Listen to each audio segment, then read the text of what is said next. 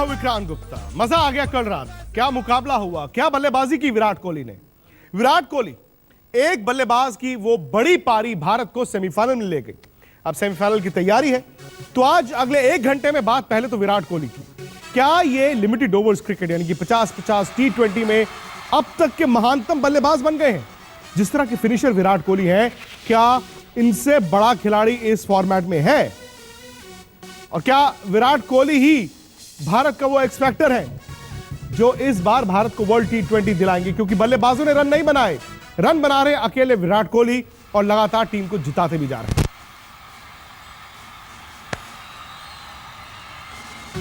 तो इस वक्त 4 खास मेहमान हमारे साथ हमेशा की तरह, मदन लाल, चेतन चौहान, वसीम अकरम और कपिल देव। इन चारों से हमने आज यही जानना है कि क्या इनके मुताबिक लिमिटेड ओवर क्रिकेट में विराट से बड़ा बल्लेबाज है या नहीं। अब इस कहानी के दो हिस्से हैं। एक हिस्सा यह कि भारत की टीम जो जीतकर सेमीफाइनल में गई है, लेकिन अगर आप देखेंगे रन परसेंटेज एक बल्लेबाज के तो आप हैरान हो जाएंगे। दूसरा, क्या विराट कोहली इस लिमिटेड ओवर फॉर्मेट के सबसे बड़े फिनिशर हैं, सबसे बड़े खिलाड़ी हैं? चेज करते हुए मदन जी, उनकी वर्ल्ड T20 में 228 की औसत है। अब 228 की औसत है और आमतौर पर T20 में 122 की औसत है। इसका मतलब है कि वो रन बनाते हैं, मैच जिताते हैं और खत्म कर कर आते हैं। एवरेजेस आपकी तभी बढ़ती हैं। सबसे पहले मैं शुरू कैसे करूं, उनको सलूट मारना चाहूंगा। भाई कमाल है उन्होंने जो किया है। और आपने जो कहा बिल्कुल सही है कि वो 2020 के वनडे के और टेस्ट मैच के सबसे बेहतरीन वर्ल्ड के खिलाड़ी हैं। और देखिए कौन होता है वर्ल्ड का बेस्ट खिलाड़ी? जो मैच को फिनिश करता है, जो मैच को जिताता है, जो सिचुएशन को देखकर मैच को निकालता है। सबसे अच्छी बात उन्होंने क्या कही कि मैं सबसे ज़्यादा तेज तब भागता हूं जब मैं 0 पे होता हूं। चाहे मैं 20वां रन ले रहा हूं, चाहे मैं 50वां रन ले रहा हूं, मैं उसी तरह ही भागता हूं जब मैं अपना 0 से अपना अकाउंट खोलता हूं। तो ये निशानी जो है, ये सब चीज़ें जो क्या दर्शाती हैं, यही दर्शाती हैं कि ये महान एक प्लेयर है और हम बहुत लकी हैं। ये मैं कहना चाहूंगा यहाँ पर कि विराट कोहली हमारी तरफ है और हमें मैच जिता रहा है हिंदुस्तान को। बिल्कुल। और कई बार होता है कि बड़ी टूर्नामेंट पाजी जब जीतनी होती है, उसमें एक एक्स फैक्टर जरूर रहता है। भले 1983 में आप थे, मदन जी की 17 विकेटें थी, रॉजर बिन्नी की 18 विकेटें थी, कई खिलाड़ियों के रन थे, लेकिन एक्स फैक्टर शायद आप थे। ऐसे ऐसे हुआ है। विराट कोहली तो एक ही खिलाड़ी सुपरमैन बना हुआ है।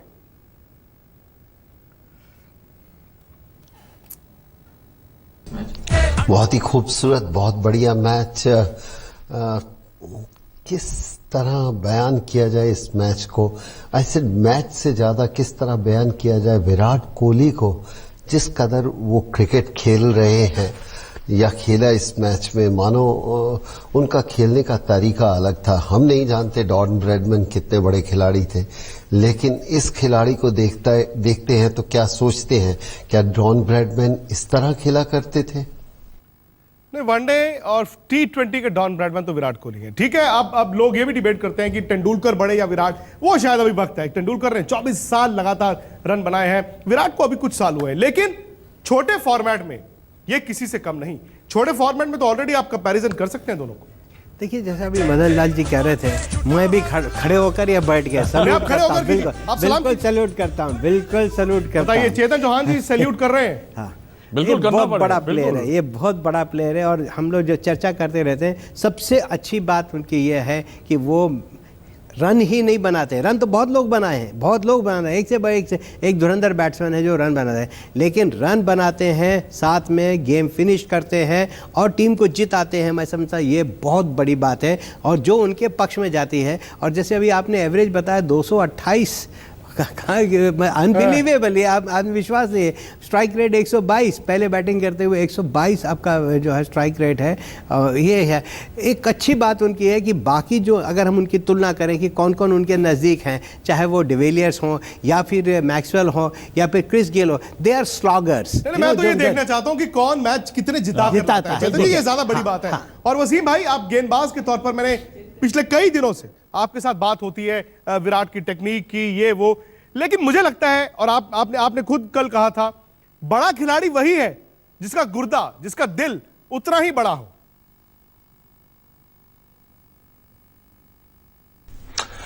बिल्कुल, क्या जबरदस्त बैटिंग किया उस लड़के ने, और उसने बताया कि वाकई वो दुनिया में इस वक्त बेस्ट चेजर है। उसका बैटिंग में, चेजिंग में, इस फॉर्मेट में जो एवरेज है वो 122 का है, जो कि कभी कोई यकीन ही नहीं कर सकता। कंट्रोल में थी सारी इनिंग उसकी, और ये विकेट आपको बताता चलो, ये बैटिंग विकेट नहीं थी जो हमने मोहाली की देखी है पाकिस्तान के मैचेस में, ऑस्ट्रेलिया न्यूजीलैंड के खिलाफ। इस विकेट पे पहले मैच हो चुका था, थोड़ा बॉल रुक रहा था, और आपने देखा होगा जब पांड्या ने एक आधा ओवर मैक्सवेल को किया तो स्लो बॉलें भी थोड़ी बैठी हैं, तो बैटिंग के लिए आसान विकेट नहीं थी। मगर इसने क्या मैच बनाया, जब 3 ओवर में 39 चाहिए था तो मैं समझ रहा था कि मैच मुश्किल है, मगर उसने एक ही ओवर में मैच बना दिया। फॉकनर को मार मार के उसने 1 साइड मैच कर दिया, और बड़ा एंजॉय किया मैंने उसकी बैटिंग को। वाकई वसीम भाई, हमने भी बड़ा एंजॉय किया। हालांकि आप एक न्यूट्रल थे, आप क्रिकेट एंजॉय कर रहे थे, हमारी तो सांसें रुक गई थी। हमें लगा कहीं यार ये तो नहीं है कि मैच निकल जाए, लेकिन धोनी और विराट ने जो बल्लेबाजी की, और धोनी ने बाद में बड़ी अच्छी बात बोली मजाक में, उन्होंने कहा कि विराट को चाहिए मुझे पैसे दे, उसके रन बहुत तेज भागता हूं मैं। और धोनी जिस तरह से भागे, और जो दोनों ने आखिरी 6-7 ओवर में बैटिंग की, वाह मजा आ गया। पाजी, दूसरी तरफ यह भी बात है कि अगर आप इस वर्ल्ड T20 में देखें, 35 से 40% रन भारत के सिर्फ एक बल्लेबाज ने बनाए हैं, विराट कोहली ने। ओवर डिपेंडेंट है आप उस खिलाड़ी पर? देखिए, सबसे बड़ी बात यह है कि मैं कभी नहीं मानता कि एक खिलाड़ी के बलबूते पे आप वर्ल्ड कप जीत सकते हैं, लेकिन ये पहली बार हम जैसे लोगों की सोच बदल रहे हैं कि हाँ, मेरे बलबूते पे आप वर्ल्ड कप जीत सकते हो। क्योंकि मैं अक्सर कहता हूं कि अगर आप सोचते हैं कि एक प्लेयर आपको या एक खिलाड़ी आपको वर्ल्ड कप जिता सकता है, तो आप कभी भी हार सकते हैं, जीत नहीं सकते। लेकिन through out the world cup Virat Kohli ने इस तरह क्रिकेट खेली कि हमारी सोच को बदल डाला। और ये क्रिकेट का जो स्तर है, जो क्रिकेट की जगह है, या क्रिकेटर्स को, एक जमाना था कि कहते थे क्रिकेटर को इतना फिट ना भी हुआ तो क्या हुआ, शायद ये जो बार है फिटनेस की, उसको ऊपर लेके चले गए हैं। और खेलने का तरीका, मानो हमने तो पहले कभी ऐसा सोचा नहीं था। हर युग में बड़े बड़े खिलाड़ी आते हैं। मैं कंपेयर करूंगा विवियन रिचर्ड से, सचिन तेंदुलकर से, Brian Lara, Ricky Ponting, Rahul Dravid, बड़े से बड़े प्लेयर की नाम ले सकते हैं, डॉन ब्रैडमैन। लेकिन ये अपना कद हर दिन, हर समय ऊपर लेके जा रहा है क्रिकेट में, और क्रिकेट के खेलने के तरीके में। मदन जी, बड़ी बात यह है, जैसे कल आशीष नेहरा ने कहा कि यार ये खाता ही नहीं, इसके साथ अगर आप खाना खाने जा रहे हो तो आपको वो करी और रोटी राइस नहीं मिलेगी, आपको फ्रूट्स मिलेंगे, नट्स मिलेंगे, आप वही खाएंगे। विराट कोहली ने जो अपने माइंड को ट्रेन किया है, शायद अपने मन और सोच को जो बदला पिछले 2 साल से, कि मुझे ये ग्रेटनेस अचीव करनी है, ये बड़ी बात। और वो फोकस, वो भूख, अब क्रिकेट में आप परिभाषाएं बहुत है, भूख है, अच्छी गेम है, वो सारी की सारी अब टिक करते हैं, लेकिन बड़ी बात ये होती है कि वहां जाकर रन बनाना, अपनी टीम को हर मैच में जिताना। एक खिलाड़ी रन बना रहा है, बाकी उसके इर्द गिर्द छोटा परफॉर्म कर रहे हैं, हर मैच फंसता है, लेकिन ये निकाल कर लेके आते हैं। एक मैच में आउट हो गए न्यूजीलैंड, आप हार गए थे। बिल्कुल, देखिए ये सबसे पहले जो आपने बात की है इनके माइंडसेट की, देखिए जब आपका माइंडसेट चेंज हो जाता है ना, तो आप कुछ भी अचीव कर सकते हैं, क्योंकि आप फोकस हैं, आप उस टारगेट को या उस मुद्दा जो आपके अंदर है, जो उसको अचीव करना चाहते हैं, ये सबसे बड़ी बात है उनकी, जो जैसे उनके साथी खिलाड़ियों ने कहा। और अच्छी बात भी है, मैं समझता हूँ कि पॉजिटिव है। इससे कहते हैं ना, एक जोश आता है कि हाँ यही बता रहा है। बाकी देखिए, हम बहुत किस्मत वाले हैं कि हमें अभी तक तो विराट कोहली जिता रहा है, पर ऐसी कोई बात नहीं कि हमारे पास अच्छे बल्लेबाज नहीं हैं, हमारे पास अच्छे बल्लेबाज हैं। ये होता है कि कई बार नहीं फॉर्म में आते, पर ये अभी भी उनके पास मौके हैं, ये भी मौके हैं, और बड़े मौके हैं। अब तो सेमीफाइनल, फाइनल मौके हैं जिसमें आप हीरो बनते हैं। अगर आप उसमें भी परफॉर्म कर देंगे तो मैं समझता हूं कि आप फिर भी जो आपका पीछे ना किए हुए रन्स जो हैं वो दिखाई देने लगेंगे। देखिए, कंपैरिजन विराट कोहली के तेंदुलकर को लेकर होते हैं, और सचिन जो आज तक का स्पेशल कार्यक्रम है आपके लिए, उसमें सचिन से पूछा गया विराट कोहली के बारे में। तो आइए सुनते हैं विराट के बारे में सचिन की राय क्या है। उनकी कंसिस्टेंसी बहुत अच्छी रही है, और अगर आप पिछले कुछ टाइम में देखें तो उन्होंने अपनी बैटिंग कुछ अलग लेवल पे लेके गए हैं। और मुझे एक अच्छी चीज़ उनकी फैसिनेट करती है कि वो खुश है मगर सेटिस्फाइड नहीं है, हंगर दिखाई देता है, और वो बहुत अच्छी क्वालिटी है। लेकिन ज़्यादा उन पर ओवर डिपेंडेंस, आई थिंक ऐसे टीम में हमेशा आपको प्लेयर दिखेंगे जो कंसिस्टेंटली परफॉर्म करते हैं, तो ऑपोजिशन भी उनके ऊपर ज़्यादा प्लानिंग करती है, ज़्यादा टाइम बिताती है टीम मीटिंग्स में, उनके वीकनेसेस देखती है, उनके स्ट्रेंथ्स देखती है और यही डिसाइड करती है कि जहाँ पे स्ट्रॉन्ग है वहाँ पे ज़्यादा बॉल ना दे उन्हें मारने के लिए, जहाँ पे वो अटैक नहीं करते वहाँ पे गेन करते रहो। तो ये सारी चीज़ें सभी करते रहते हैं, मगर इवेंचुअली मैं यही कहूँगा कि वो प्लेयर स्टैंड आउट होते हैं, वो ज़्यादा कंसिस्टेंटली परफॉर्म करते हैं। क्रिकेट सम्राट तो मैदान पर है, लेकिन मदन जी एक और खूबी आज दिखाता हूं मैं। अनुष्का शर्मा को लेकर ऑब्वियसली हमने भी देखा, आपने भी देखा कि सोशल मीडिया पर बड़े मजाक चल रहे थे।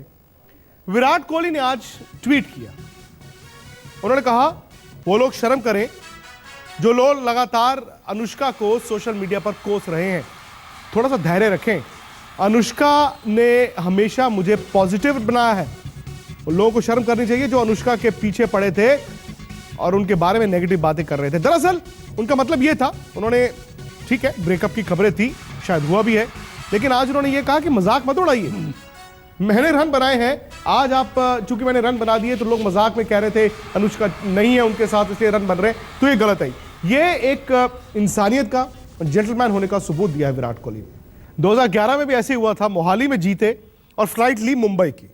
इस बार भी ऐसे ही है, मोहाली से जीते फ्लाइट आज लैंड हो गई मुंबई। हालांकि इस बार फाइनल नहीं, सेमीफाइनल मुंबई में है, लेकिन यादें तो रहती हैं मदन जी, यादें तो रहती हैं। वो 2011 का वर्ल्ड कप जिस तरह भारत जीता था, वहां पर भी पूरी थ्रॉटल जिसे कहते हैं वो नहीं था। यहां पर भी ऐसे ही है, आहिस्ता आहिस्ता संघर्ष करके आप आगे आए हैं, लेकिन अब तो तजुर्बा, बिग मैच टेम्परामेंट, वो ड्रेसिंग रूम, वो भारत को नंबर 1 फेवरेट बनाता है। है ही नंबर 1 फेवरेट। देखिए जैसे उनका प्रोग्रेस हुआ है, जैसे आप कह रहे हैं, और उससे क्या है कि आपको एक कॉन्फिडेंस मिलता है, क्योंकि आपने क्रूशल मैचेस जीते हैं स्टेजेस पे जाकर। कल वाला मैच भी ऐसी एक ऐसी स्थिति थी जहां पे थोड़ा सा मैच फंस गया था, फिर हमारे विराट कोहली ने उस मैच को निकाला। इससे होता क्या है कि आपका एक कॉन्फिडेंस लेवल बनता है कि हाँ हम जीत सकते हैं।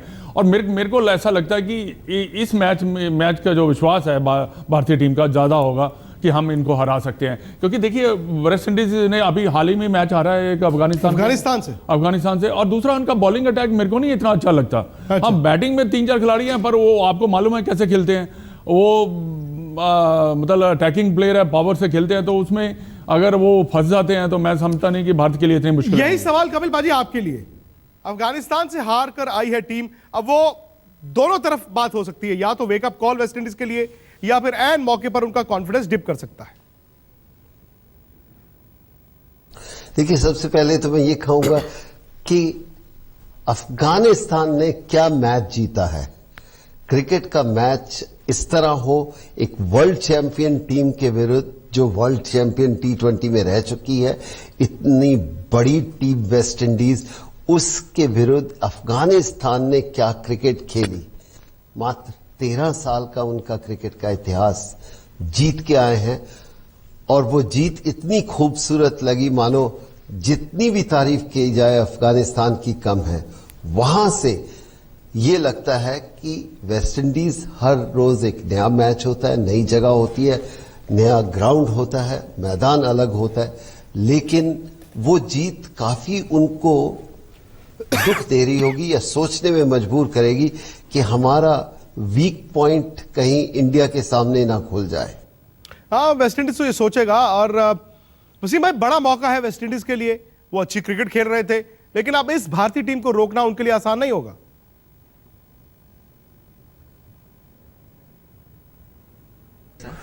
हाँ जी बिल्कुल, देखिए विकेट पे डिपेंड करता है। आपको याद होगा कि साउथ अफ्रीका के खिलाफ इंडिया खेला था वनडे, वो 400 कर गए थे, और ऐसी फ्लैट विकेट है। इंग्लैंड का भी हमने देखा मैच साउथ अफ्रीका के साथ, वो 200 के प्लस कर गए थे, चेस कर गए थे आराम से।